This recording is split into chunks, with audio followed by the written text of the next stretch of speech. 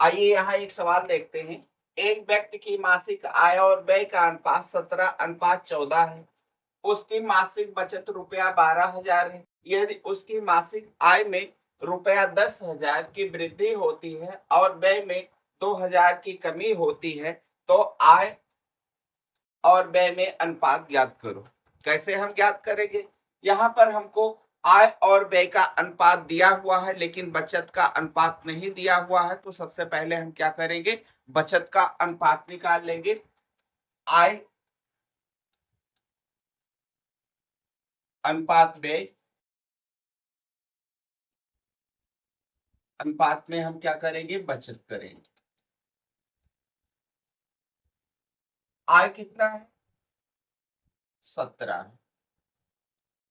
व्यय कितना है? 14। अगर हम आय से व्यय को निकाल देते हैं तो हमारी बचत निकल आती है। 17 से हमने 14 निकाल दिया तो बचत हमारी कितना हो गई? 3 हो गई। इस तरीके से हमने आय व्यय और बचत में अनुपात को ज्ञात कर लिया।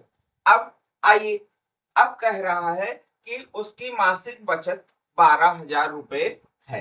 अगर हम आय को 17x, व्यय को 14x और बचत को 3x मान ले, तब हमारा 3x किसके बराबर में हो जाएगा?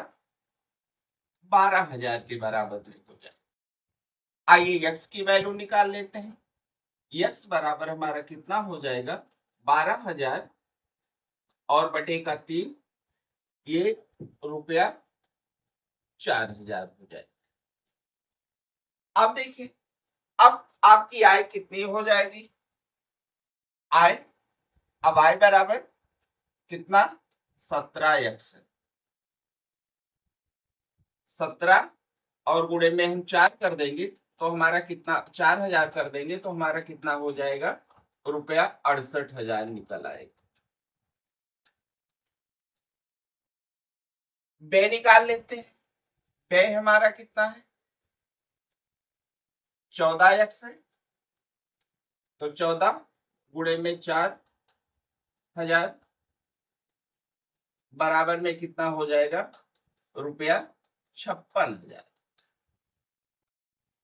आय व्यय में हमको अनुपात ज्ञात करना है।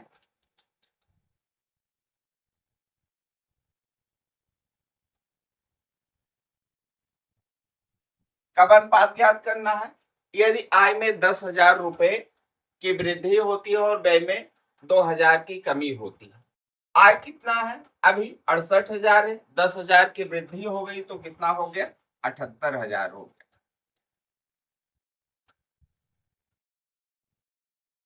व्यय में 2,000 की कमी हो गई। व्यय कितना था? 56,000 था।